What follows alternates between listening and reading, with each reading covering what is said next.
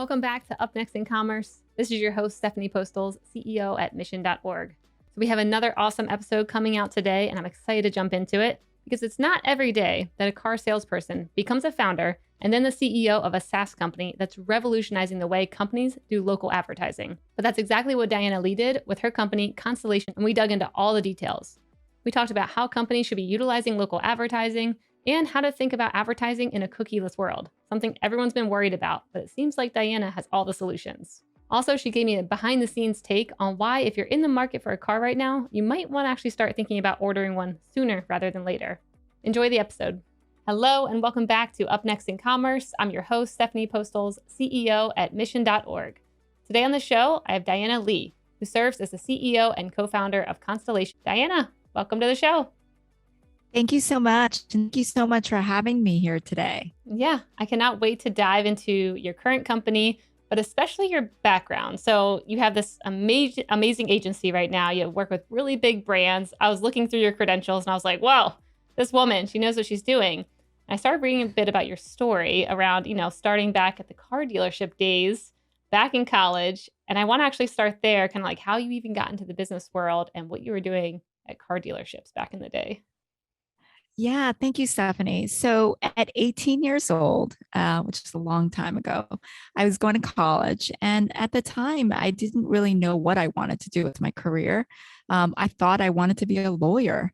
But how I led from a journey of going to a car dealership was because in my freshman year, I decided that I needed a job because my parents were immigrants. We immigrated here in 1974, and they didn't really have a lot of money.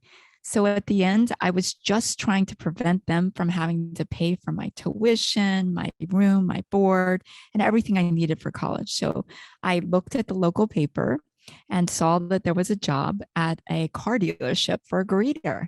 And so I applied for the position. I get the position. And then 2 weeks later, they said, oh, we don't need greeters anymore. We need salespeople. So you're a salesperson. So immediately I get thrown into the showroom and immediately I start selling vehicles. And, it was an amazing experience during the summer because it was not something that I could ever predict that I could be good at, but it forced me to come out of my shell. And then at the end of the summer, they said, you did really well. We will work around your college school schedule and you could stay and work here. So I took classes from 9 to 2 and I worked 2 to 9 every day. That included Saturday and Sundays, and it paid for my education. Wow, that's amazing. And so what was your family thinking back then? Because I think there was a few quotes where they're like, you need to be this, you need to be that. And they also had, a very intense experience, seeing things happen in a certain way, trying to protect you. Like, what were they saying back then when you're like, I'm going to be a salesperson at a car dealership? Yeah. So, Stephanie, it was not something that they wanted me to do. At the end, they were like, what do you mean? You're selling cars? And they really thought that that experience was going to end as soon as I graduated. They were like, oh, she's going to come to her senses. She's going to go to law school. She's going to actually do something professional. That's why she went to college. And, I'm an Asian female. So my entire life, my parents have always said, shame on you if you do something that basically ruins our name. Shame on you if you don't actually marry the right person. Shame on you if you don't actually become a doctor or a lawyer. So all these years of being trained as like, you must be something, not even for yourself, but for all of your ancestors and all of us out there. It's a lot of pressure. Yeah. And so when I said, look, I'm going to stay in the auto industry because I got a job as a finance manager. And the role, it paid 6 figures back then. This is back. It's great. Yes. Right out of college at that time, getting that salary. That's good. Yeah. So I sold cars back in 1989. And so by 1992, I had a job making 6 figures. And so I broke the news to my parents. I said, I'm going to stay in the auto industry. I'm going to become a finance manager. I'll have some direct reports. I'll figure it out, but this is what we're going to do. Yep. And they weren't happy with that decision. Yeah. Well, look at you now, though. So at what point did you start evolving into kind of like marketing and kind of, now I'm headed towards Constellation right now. Like, at what point were you like, I want to do something a bit different for these dealerships? Yeah. So after actually working in retail for, I would say, a good 12, 13 years, I had a baby. And then I decided to go into automotive consulting. Hmm. And so, how the whole marketing piece came about was the last job prior to me actually launching Constellation Agency. They were a experiential marketing company. And so I happened to be at that job launching projects for automakers. Hmm. And they had said to me, look, Diana, if there's another auto crisis, we're going to maybe go under. So we need to diversify our portfolio. So they asked me to go outside and bring in clients that were non automotive. So I closed the Pfizer pharmaceutical project. They wanted to go global on social media. And at that point, that's when I basically had to hire strategists and everybody outside to join that project. And that's how the whole marketing thing came together. Got it. Okay. And then what was next? When did you decide to kind of make a jump into your own thing? Because to me, that's kind of scary, Yeah, working for others, having like a good paying salary, leading teams, having headcount to being like, I'm going to do my own thing now. exactly. And so it wasn't intentional. What ended up happening is my husband got tired of me complaining coming home, and he would hear me go, I could do it better and faster if they did this, this, and this, right?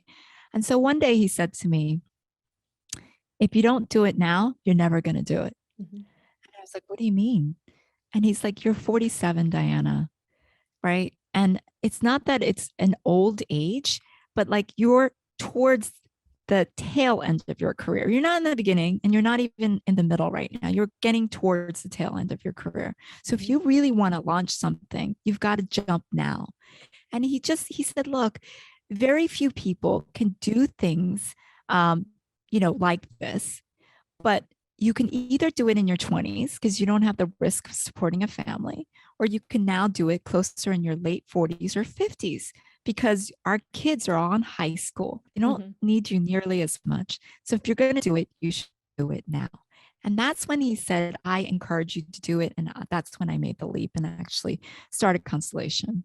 Oh, that's great. Go him. Okay. So what was the original concept of the agency? Is it like, what is it today? And maybe where were you even thinking it was headed back then? Yeah, that's a great question, Stephanie. So, what happened was we came up with the name Constellation Agency. It really was supposed to be an agency Mhm. because we decided that we weren't going to do digital marketing for the automotive space to start. And so everything was going well. And what ended up happening is we brought in too many clients right from the very beginning and couldn't scale it and Mm. realized the reason we couldn't scale it is if you look at social and how socials usually run, people run like 3 to 5 ads on social. They don't do what's called hyper localized advertising. They don't Yeah. go and actually really try to fine tune the advertising. They make it very broad, awareness like. Mhm.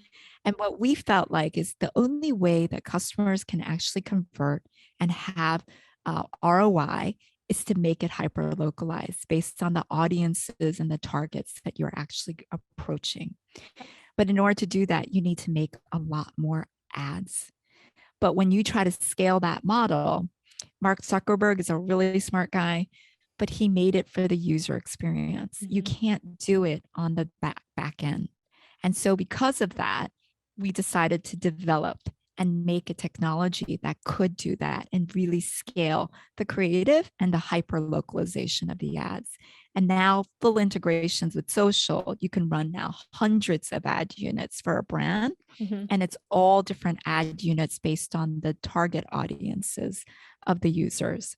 Wow. Yeah, that's amazing. I mean, I even read one little blurb. I was like, "Do you know the demographics in this city are this? So I sure hope that you're actually presenting ads, in that like language and not just English." And I'm like, "Duh, that seems obvious, but how many people are actually missing all the local variables that you can actually like tap into and showcase ads for?" And then adding on the element of like actually making tons of them behind the scenes, like that's amazing. Like, how does it actually work though? How does it create so many different versions? Like, what does it look like behind the scenes? So you're going to laugh. The reason we invented it was not because we decided to ever license anything. What Mm, happened was we would have our campaign team and they would physically cry. We laugh about it right now. yep. And because we'll do trainings for our new people that actually join our organization. And we'll say, look, we made this technology, we made these buttons because it made our campaign managers cry. And our Yeah. campaign managers that are still here will start laughing hysterically. And they're like, she's not lying. It made us cry that we had to duplicate all the ads. Yep. It made us cry because we had to actually do hyperlocal and we couldn't do it. It made us cry because we would stay up until 1 a.m. trying to actually make all the assets. Hmm. So we have interns that interned with us like 2 years ago and they came back and they said, oh my God, they said the thing that actually would take a month for us to do takes 5 minutes to a button click now. Wow. And that's it. And we invented it because we didn't want people to cry doing Yeah. their jobs. I mean, that was really it. And then one day I ended up pitching one of our clients or potential clients, and they said they saw the technology and they said, I don't want the ads. I want that. Hmm. And I said, what do you Can't mean? have that. And they said, that thing that you're clicking all the buttons on. And I said, oh, Alexia, our platform, our internal platform. Yeah, I want the license to your internal platform. And that's when we became from a managed service company to a Hmm. SaaS technology where it was Wow. self-serve. Which is amazing because that's what every company wants to be now as a SaaS company. But actually having the tools to make it, make it a worthy one, I think many don't have. So kudos to you for actually even like pivoting to that and allowing people to buy kind of like your secret technology behind the scenes. So I'm sure that helped you scale in ways that maybe you wouldn't have been able to before, I'm assuming. Yes, but initially it was just solving a problem for ourselves that existed for everybody else, but we didn't realize it. We thought we were, just solving it for us, and then finally realizing that everybody else had the same exact problems as an agency, Yeah. or even as a brand. Anybody that's actually buying media had the same issues. So, I mean, when thinking about this industry right now, I mean, a lot of people are, were worried and still are around like the cookieless future and tracking and pixels. And I want to hear your take on kind of how you're approaching that with your platform and your brands. Like, how are you advising them around this issue? Because I still feel like it's not fully solved. People still talk about it. Yes. I mean, there's so much confusion of what's actually happening. Yeah. So it starts with the first thing, which is obviously if you have an app right now, just like Facebook, everybody's getting a message right now that's asking them, do you want tracking? Hmm. Right. And that's how they're posing it. It's a yes or no question. Apple's not explaining that question. They're basically just having it pop up and you have to answer yes or no. Hmm. So I have a partner who's 20 years younger than I am. So he's like 32 years old. Hmm. He answered the question no. And Yeah. he's a social media expert strategist who answered it no. Yep. 96% of the users are now answering no to that question. What makes me crazy is that people are not being asked, do you want advertising? Hmm. Because whether you actually say yes or no, you're still getting ads. That's Yeah. not the question. The question is, do you want personalized ads? Yeah. So people don't realize, what does personalized advertising mean? That means that Facebook and social media platforms are discovery platforms. You don't mean to actually discover the item. It just comes, right? So Hmm. if you are a fitness fanatic, you'll see apps about fitness. You'll see new equipment about fitness. But people actually love that. They don't realize how efficient their lives have been Yep. because of the fact that it's a discovery platform that knows you and will give you different preferences based on your choices of how you see yourself. Hmm. That is going away. That part is going away. So If you say they're no. saying, right, if you Yep. say no, that's the part that's actually going away. Yep. So what we're able to do now, it's because what we realize that people are not necessarily answering this question correctly is we can make immersive assets where the ads go into full screen designs. Hmm. And within the ad unit, you could put in products, color, trim, prices, everything that you want to know about that product. And you can click within the ad unit all the choices Well, that's without ever leaving the ad. And the reason that this is so powerful is because if the future is cookieless, And if the future means that we will no longer be able to actually target people based on preferences, Mhm. if you don't leave the ad unit and you make the preferences within the ad unit, you can now retarget people based on the choices that they made, Within that allowing platform, right? you within that platform. Okay. So if you stay on Facebook and stay on Instagram and you're able to make all the choices within the ad units itself and you don't bounce out, then that data can now get captured. And that's really important because if the future is really cookieless, that means website data is going away. Mhm. And that is going to be huge for any marketers out there and any major brands that are actually doing this. So that's the first part. The second part is your CRM data is probably one of the most powerful data assets that you have. That can be downloaded and you can actually target probably a 70% match back to everybody on your CRM on social. Mhm. And then third part is you can also purchase data. And there are data aggregators like IHS, Oracle. These are all data providers. But what's important about their data is it's about purchases. It's not about websites. That's why they're able to actually have this data. You Yeah. can actually purchase the data of the people that most likely would purchase your product because they purchased like products like yours in the past. And that is still available where it can be ingested in and actually matched. And you could create lookalike audiences from those customers as well.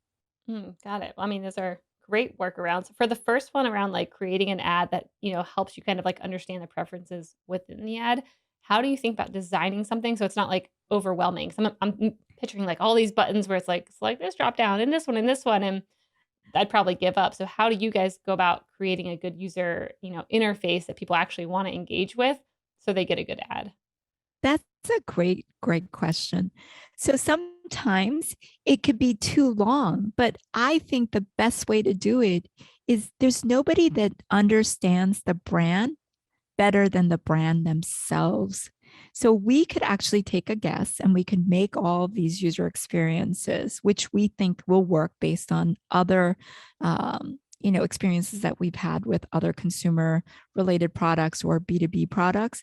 And then we'll present it to the brand. And the Mhm. brand usually already knows, but the best way to do this is to test a lot of different assets. That's the number one thing, right? Like, Yep. can we make, instead of just 3 to 5 assets, can we make 100 and hyper localize them based on the audiences, make them in different languages? And Alexia will give you the power to do that in scale. So things that would take you, I don't know, like 3 months to actually make 100 assets, Alexia can actually do within minutes time. So you could actually hyper localize those audiences and be able to test out all of those and then see which ads perform the best based on the audiences that you're guessing at the time that should perform. And so the brand usually knows, but they give you a hint and then you actually put into action. And instead of targeting 3 audiences, we may target 100 the first 3 months and then start shutting off the ads that aren't performing and keep on the ads that do. Yep. And then we keep going from there. Man, efficiency. I love it. Sounds Yeah. great. So when brands approach you guys, like what is maybe some of the key things that they're usually missing, especially when it comes to like hyper local targeting? Like what are some things that you just keep seeing come up where it's like you guys are all not doing this and this is like, basics here, everyone. Yeah. So mostly every marketing company, as well as the brands, all have the same issue that we believe that come to us. They say they love their media team. They actually know that, they can sell on Google, they can sell on OTT, they can sell on Facebook and Instagram, TikTok, Pinterest. They already know all the channels that they want to launch in, or they've already tried all those channels. The biggest issue I hear all the time is they don't have the creative. Hmm. They have the CRM, which is they know who their customers are. They can make lookalike audiences of those customers. They already know that. And they Yep. know the end, which is which media companies that they can actually approach. But how do they mass produce the creative to test out all the audiences that they want to test out? That is usually always a missing link. Yeah. How do they make engaging content, but they can test it in 50 different audiences so that they could see which audiences are going to perform the best? That's where Alexia comes in. So at the end, they don't have to change their agency. Keep your agency, keep your CRM. Mm-hmm. Let's just mass scale your creative. Keep your creative side too, but let's mass scale that creative to make sure that we can hyper localize it based on the preferences of the customers that you want to target. Got it. Yeah, I would definitely say that's the number one thing I've heard throughout interviews and yeah, even thinking about marketers I've worked with. I'm like, oh, it'll take me a long time to create 20 options and get them up and That's running. right. So, I mean, you probably see a lot of trends, but you're also having to kind of create the trends. I mean, people are coming to you, you're creating all these different versions of ads for them. How are you guys kind of staying ahead of the curve? Because I feel like every day it's like something different is happening in the world of ads. One second it's, you want really custom video content that's well produced. Then it's UGC. Everyone wants UGC. Then it's like as little production as possible is working great. Like, how are you guys kind of staying ahead and also creating trends when developing all these versions of ads? Yeah, so that's a great question, Stephanie. I think one of the things that I've learned in this experience is that you have to know who you are and what you're capable of. Mhm. So, user generated content is something that many people love. It's not what we do, right? Yeah. What we do is paid advertising. And if you can stay true to the core of what you're good at, you can be the best at just that, right? And so that's what we try to do is at the end, people want all different types of marketing, but I don't want to do all pieces of marketing because at the end, it becomes so watered down in terms of your skill sets Mhm. that you don't perform well at anything. Yeah. So people used to say, I want to be a one-stop shop for everything. Then you're not good at anything. You're a one-stop shop for everything. And never become the subject matter expert of one thing. Yeah. And that's something that we want to say is we are the best at what we do, which is creative content based on paid advertising. That's what we do. And we can show ROI on this because most of our brands will fire us as well as any other agency if their products don't sell. Mhm. And at the end, our job is to sell the product. It needs to sell, it needs to create ROI, and they need to analytically look at it and say, oh, Constellation Agency brought in $15.5 million of our revenue last year because they sold direct to consumer sales. That's what the brands are looking for.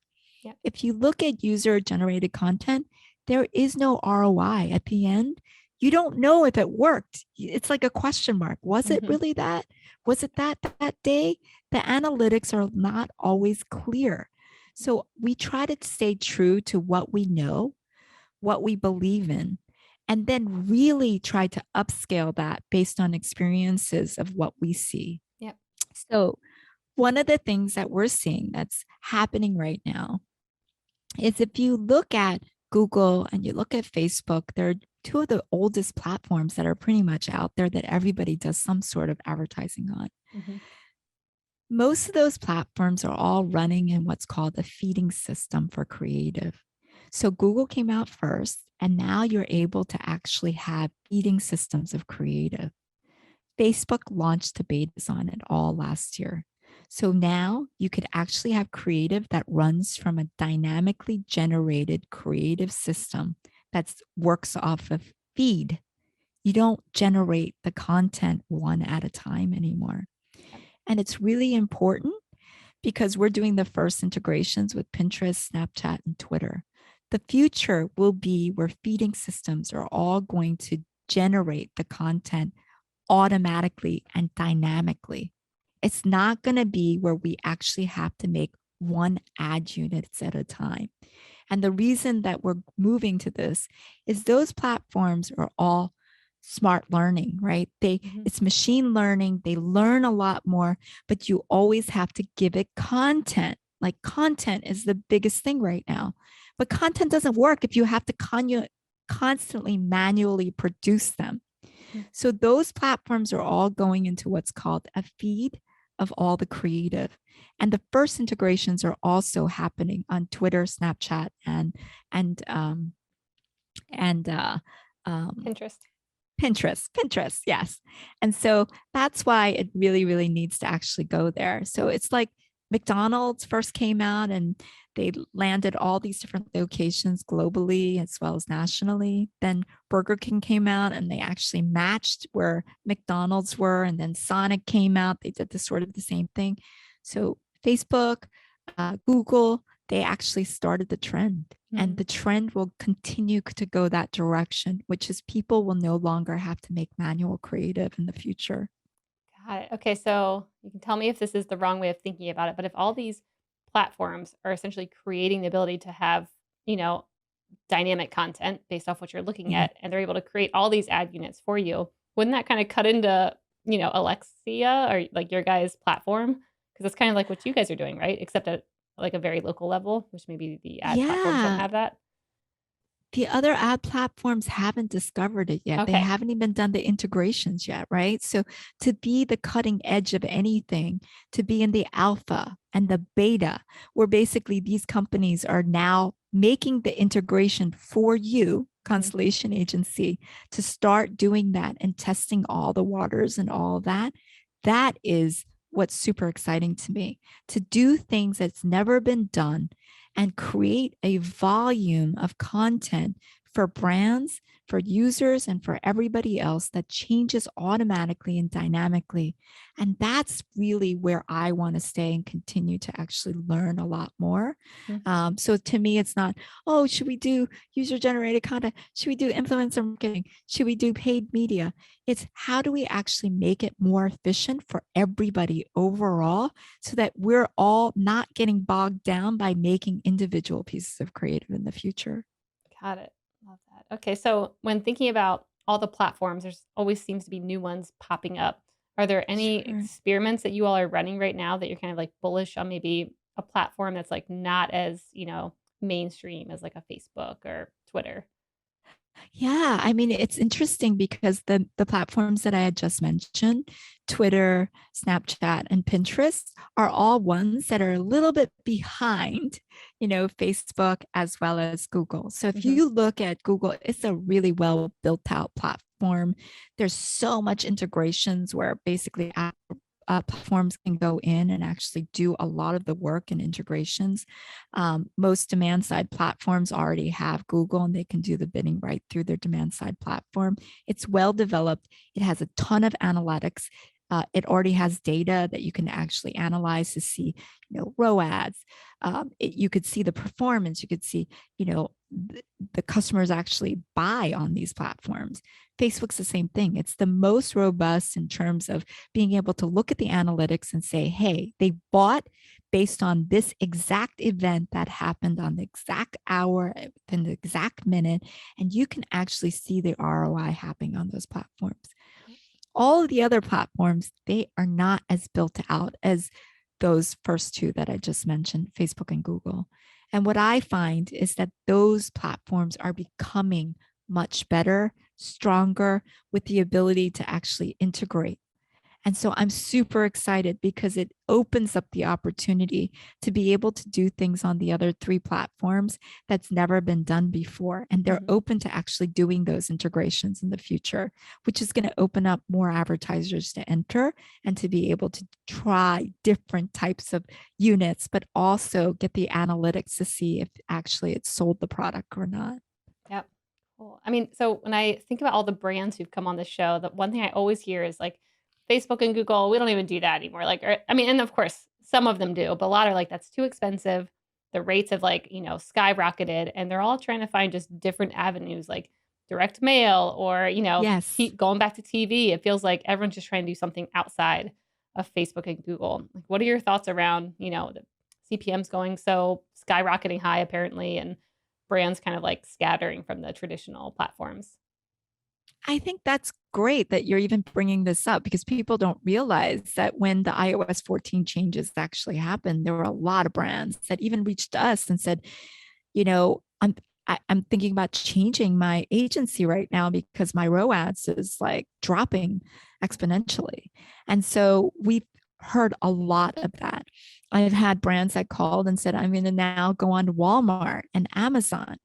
The problem, though, is if you go there first without going to have a direct to consumer plan, you've dropped the prices to the lowest event that you can't go up from. Once you hit Amazon or Walmart, you can't have a higher price anywhere else because they're going to continue to go to Walmart and they're going to continue to go to Amazon. So, like, that's one thing that I would have to tell brands about, which is like, look, we can go to Walmart, we can sell on Amazon, we can try all those platforms. The problem is these are the rock bottom prices and you can't go up once you go there, right? So that's, you have to accept that because if you're going to go down to $7, you can't have it on $7 Amazon and go $9 someplace else's direct to consumer plan. That's not going to work. Yep. So you have to decide as a brand, do you want to go wholesale? Because if you really want to go wholesale, then you can go there to those other channels. The problem is you lose all of your customer data by Yep. driving it there. You have no data. You can't retarget them. The data goes to Amazon. The data goes to Walmart, right? So that's one issue. The other issue is if they try everything else, like direct mail and there's email, I still think no matter what, it should be a multi-channel approach. Just because you do paid media, you should reapproach on email and direct mail as well. It should be a comprehensive marketing plan. Some of our brands, which I think is genius, they say, Diana, you guys go after new customers. And my job with my marketing in-house team is to go after the reoccurring subscription model. We're going to actually do it through email and direct mail because once you get them in, they're now in our email and direct mail cycle, and we can actually get the subscription going on our second, third, fourth, fifth, 18th purchase there, right? And I think that's a smart strategy to have a agency do the upfront, which is get me the new customers, and then have your marketing teams reapproach them with all of the other channels. But I think it's a combination effort of actually working together to come up with a comprehensive strategy between your current marketing teams, the creative team that's actually making the creative, or using platforms like Alexia to generate creative. So you can have many different versioning of that creative, and then also work with your agency to figure out what is the strategy for the agency versus actually the brands itself. Great. So I want to pivot a bit to something we were talking about before we started recording, and it was around the automotive industry. I thought it was very fascinating. So on the show, we've talked a lot about supply chain issues. It's always, very much coming from a brand perspective, or a niche, definitely not like an entire industry. So I want to hear your perspective around what is going on in the automotive industry right now. Yes. So in automotive, and people are not really talking about this much because I think that there's a lot of brands that are very afraid. We've gone through a chip shortage. And what that means is back in COVID, the automakers were not selling vehicles at the very beginning of COVID, and many of the plants were shutting down. So they had told the chip makers, we don't need these chips. And so the chip makers were super happy because people were staying home and they were gaming and they were doing a lot of electronics during that time. And because of that, the chip makers were producing more and more chips. Well, the auto market came back and basically said, oh, we need those chips now for the vehicles. Unfortunately, there's not enough chips. There's not enough chip makers. It takes 5 years to actually scale chips if you are a new chip maker, semiconductor chips. And so at this point, there's a lack of chips. All of the vehicles that are coming out require more and more chips. So even the electric vehicles, because there's so much technology inside the vehicle, require more and more chips, which now has created a huge issue. What is that issue? You have all of these leases that are coming due, and many of these people are going to listen to this and they're going to say, oh my gosh, my lease is coming due. There's not a lot of messaging out there, but you can't get a car. Some of the biggest Honda stores globally around the world, where they had 1,500 new car inventory, is now down to 18 cars in stock. 18 Wild. cars. right? That's wild. So, yes. So they have millions of leases that are all coming due within the next 1 year. The problem is if you don't pre-order your car now, there will be no cars for you to get.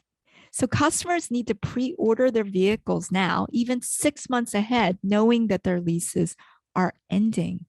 And if they don't do that, they're going to end up going to the dealership, and the dealership's going to say, oh, guess what? I'm going to actually sell it for $20,000 over sticker price. And they're able to get it right now. It is the wild, wild west. I've seen this back in the 80s. I have not seen it since then, where people used to come in and fight for the Toyota. There was one in stock, and three people would say, no, I want that car. Yep. This is the first time. It's the first time in 35 years I've ever seen the auto market like this, right? So it's oversaturated. You got all these leases coming in. These people need vehicles. And they also don't know that they can extend their lease for a minimum of 6 months right now. Mm-hmm. But if they're going to extend it, they need to pre-order their vehicle right now, because if they don't, there won't be another vehicle. And if they can pre-think about this and actually put in the order, they're going to get the best price for it, because now they could say, oh, at least at this point, if I pre-ordered it, maybe I'll just pay sticker price for it, or maybe a little bit under sticker. But if you're trying to get a car at the very last minute, it's unfortunate, but it's right now a dealership market. Yeah. I mean, is there any hope? Like, are there factories scaling up right now? Because to me, all I hear about is the issues. I see the stuff happening around Taiwan, and that to me, I'm like, feels very shaky. I think a lot of our chips come from there currently. I mean, you can correct me if I'm wrong, but like, do you see any hope on the horizon right now? Or is this kind of like going to be how it is for the next couple of years? I think it's going to be bad all of 2022. And I think that the automakers won't announce it because they are publicly traded companies. Yeah. Their stocks will sink if they announce the fact that they're going to produce a quarter of the vehicles that are out there right now. Mm-hmm. The automakers are able to do two things, because think about it. How did they even stay afloat when they're actually producing a quarter of the vehicles that they're actually producing now that they used to produce 2 years ago? They're able to stay afloat because they've cut all of the incentive on vehicles. You don't see incentives. They don't have to come out with 0.9% or, you know, 299 for this Honda Accord. They don't have to do any of that. So all incentives, it's over right now. The second thing is cutting advertising. They don't have to advertise because they have no supply of these vehicles. But the messaging should be that if consumers want to protect themselves, they need to, one, figure out if they need to extend their lease, and they can extend it up to 6 months. They can also sell their vehicle for the most amount of money that they've ever been able to sell. Mm-hmm. They can sell their lease. People don't realize you can sell your lease and make money on your lease right now. But in order to do that, you got to have a plan B, which is what car are you going to drive in the future, and make that pre-order. And people are just not talking about it because they're afraid. They're afraid that their stocks are going to drop. They're afraid that the manufacturers currently, they don't want to do the pre-orders because they know that they can't fulfill the orders. So many of these consumers also don't realize that if they do a pre-order and the dealer says, oh, it's going to come in February, it may not come in February. It might come in November of the following year. And so they'll keep pushing back the pre-orders because they don't have the chips. And so this is a big, big, big problem. Ford had just announced last week that they're going to indefinitely extend their leases. Indefinitely. Wow. Like, it's not even a 6 month, indefinitely, because they're afraid that you're going to defect. So if you're in a Ford right now, they're afraid that you're going to buy a Toyota or a Honda or a Subaru or Mazda because they can't get you the vehicle. So they're saying you can stay in your lease indefinitely right now. That's how desperate people are becoming with this problem. But it's important for the consumers to know this and protect themselves and try to still get the best deal that they can. And it's really thinking about what they want to drive. What are they currently in? Do they want to sell their vehicle? How do they time it so they can sell their vehicle and pre-order and make sure that they can actually offset this and have a vehicle to drive? Because right now there's no loaners. Dealerships don't have loaners. Rental cars don't have loaners. Yeah, rental car issues right now. Every time I try and rent a car, I'm like, what is going on? They have nothing.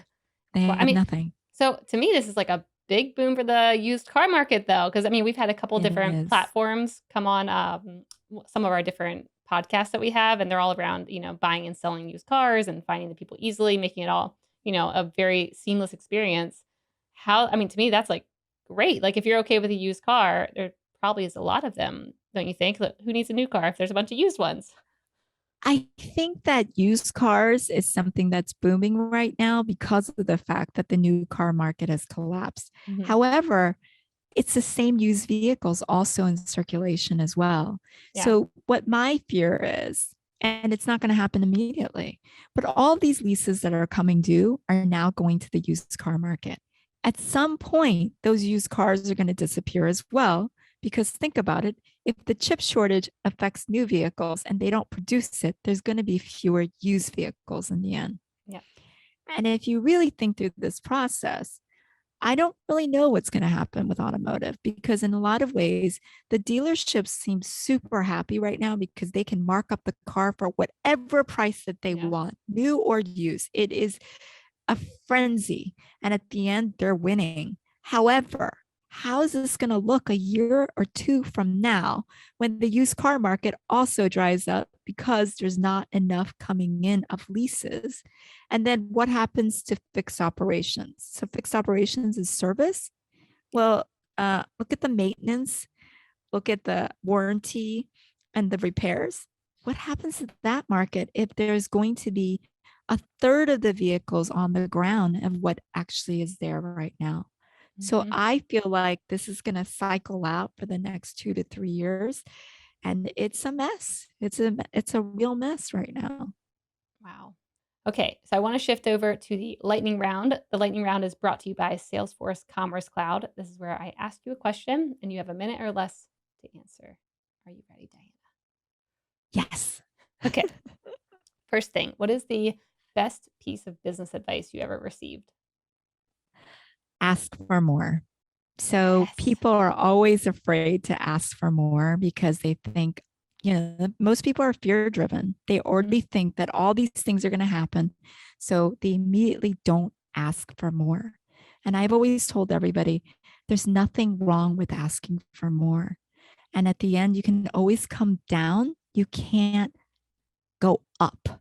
once you actually ask. Right. And so that's my biggest advice to most people is like, who cares if they think you sound like an idiot?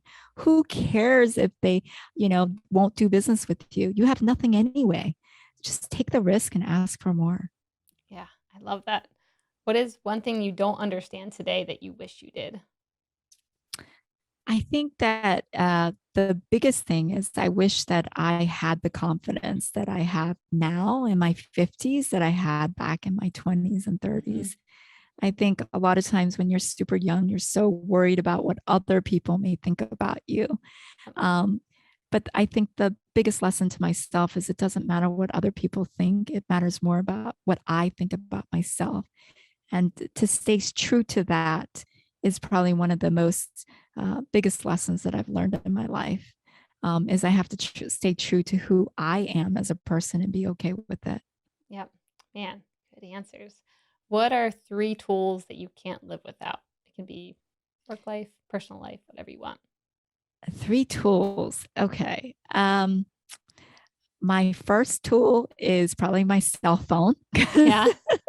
It's Yes. become a Everyone. part of my body because I realize that so much of the functioning that I have is obviously with my cell phone.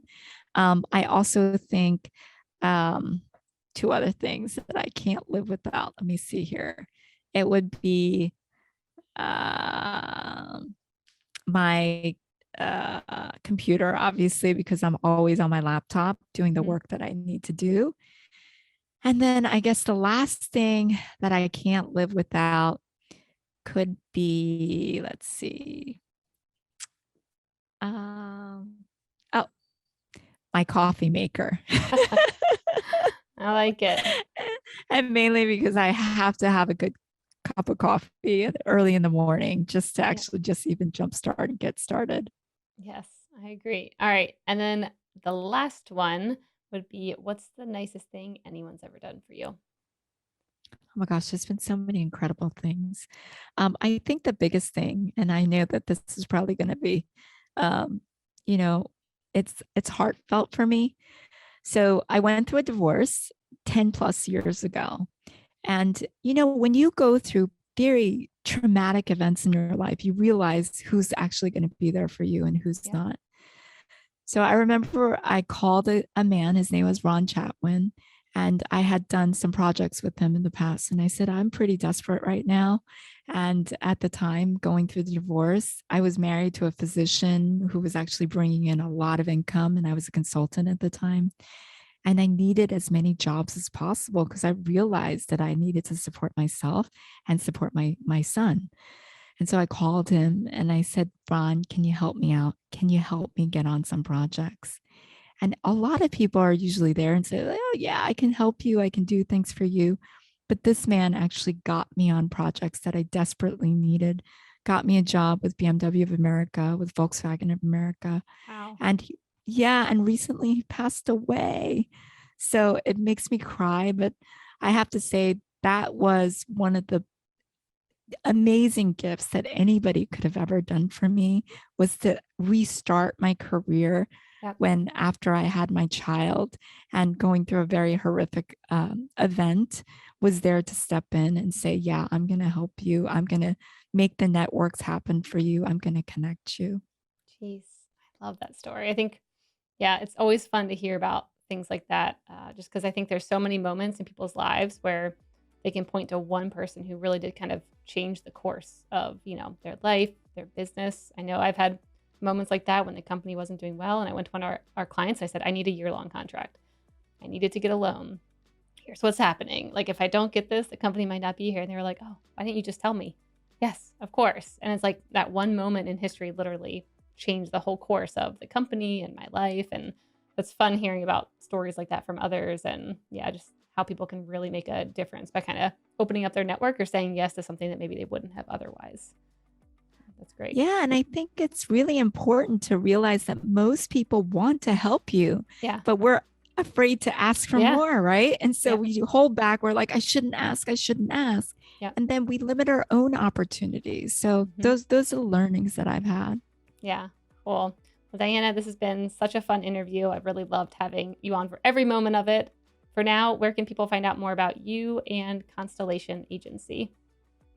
Thank you so much, Stephanie. Please, if anybody wants to learn more about Constellation, come on www.constellationagency.com.